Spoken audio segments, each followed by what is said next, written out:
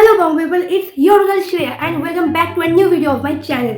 তো আজকে আমি কী ব্যাপারে কথা বলবো সেটা আশা করি তোমরা সবাই দেখে নিয়েছো টাইটেলে।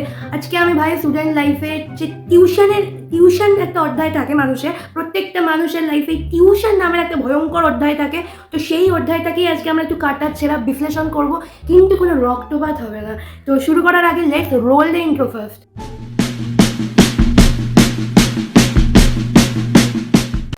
টিউশনের কথা যখনই আসে সবার আগে তো যেটা 90% মানুষ অ্যালং উইথ মি মাথা গরম করার সব থেকে বড় যে রিজনটা টিউশনের, সেটা হচ্ছে যে ভাই সন্ধ্যাবেলায় 6টা থেকে 7টা থেকে টিউশন মানা যায়, তাও একটা ঠিক আছে ফাইন, কিন্তু ভাই সকালবেলা আর দুপুরবেলায় টিউশনটা কে রাখে আর কেন রাখে?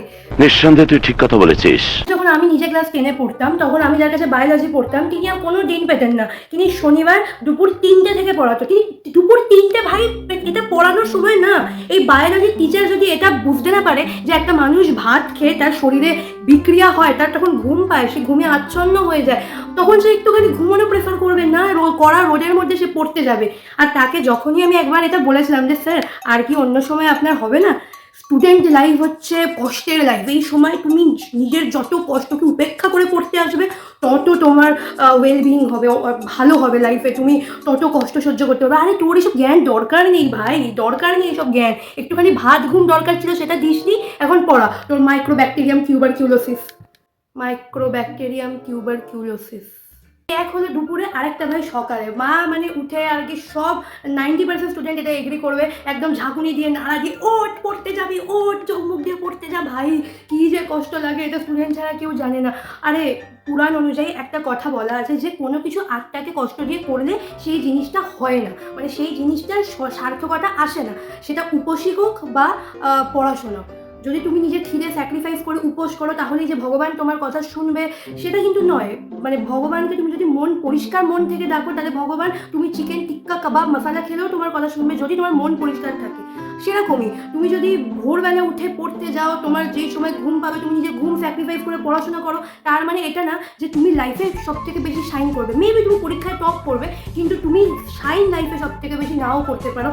কথা কি ক্লিয়ার না ভেজাল আছে? আর ভাই এত কিছু করে যখন ফাইনালি টিউশন পড়তে চলে যাই, তখন যে ভাই ঘড়ি দেখা শুরু, আমার হাতে যদিও ঘড়ি নেই তবুও, তখন যে ভাই ঘড়ি দেখা মানে পড়া শুরু হওয়ার, টিচার পড়ানো শুরু করার 5 থেকে 10 মিনিট পর থেকে যে আমরা ঘড়ি দেখা শুরু করি, সেই ঘড়ি যেন দেখা শেষই হয় না ভাই। মানে দেখতেই থাকি কখন ছাড়বে, হবে কখন, একবার এদিকটাকে একবার ওদিকটাকে, একবার টিচারের কথা শুনবো এটা ভান করি, কিন্তু অ্যাকচুয়ালি ঘড়ি দেখতে থাকি ভাই কখন হবে, কখন হতে চলেছে ভাই।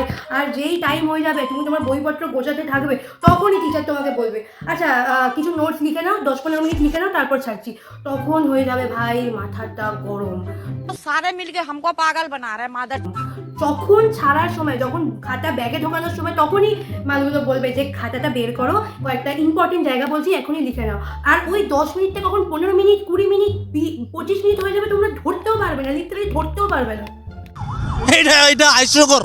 নেক্সট ভাই আরেকটা ইম্পর্টেন্ট কথা, আমরা যখন টিউশন পড়তে যাই তখন সব থেকে বেশি যে ভয়টা আমাদের মধ্যে আসে, যে স্যার বা ম্যাডাম যেই হোক, মালটা যখন এসে বলবে যে আগের দিনের পড়াটা সবাই করে এসছো তো, আজকে আগে পড়াটা ধরবো, তারপর নতুন পড়া পড়াবো, আর 2 আগে নতুন পড়া পড়াই, তারপর যাওয়ার সময় পুরোনো পড়াটা পড়বো।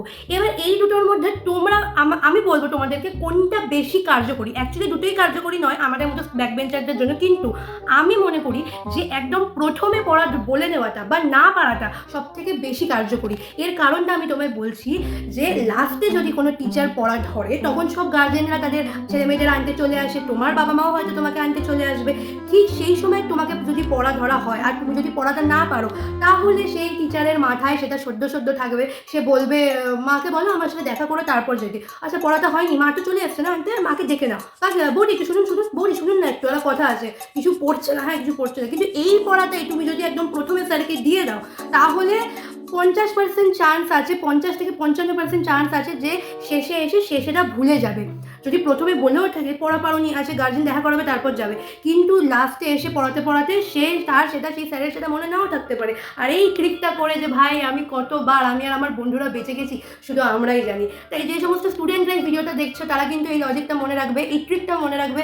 তোমাদের স্যারেরাও যদি বা ম্যাডামরাও যদি অ্যাপ্রোচ করে যে কোনটা আগে করা হবে, আগে কি পড়া ধরা হবে নাকি আগে পড়ানো হবে, তাহলে তোমরা একদম বীর সিংহের মতো ছাটি চওড়া করে বলবে না আমরা আগে পড়া দেবো, তারপর করব, কারণ আগে বিপদ যাক, তারপর নতুন বিপদ আসুক।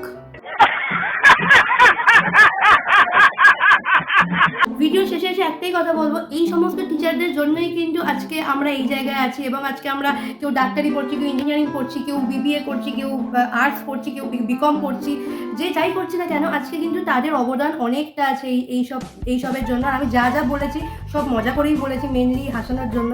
আর মানে এনারা না থাকলে হয়তো আমাদের শৈশবটা আর একটা রঙিন হতো না, কারণ এদের ব্যাচে যেমন ঝাড়ঝুড় খাওয়ার আমাদের আছে, সেরকমই মানে বন্ধুদের সাথে ইয়ার্কি ফাজলামি মারা, মেয়ে দেখা, ছেলেদের মেয়ে দেখা, মেয়েদের ছেলেদের ঝাড়ি মারা, অনেক কিছু আছে। সো মানে এই লাইফটা এমন একটা লাইফ যেটা কখনো ফিরবে না। তাই যে সমস্ত স্টুডেন্টরা দেখছো তাদেরকে এটাই বলবো যে মজা করো, টিচারদের একটু জমিয়ে খাওয়া দাওয়া করো, গিফট দাও। এই টিউশনের যেমন খারাপ দিক আছে 50টা, সেরকম মানে 40টা খারাপ দিক আর 60টা ভালো দিক আছে।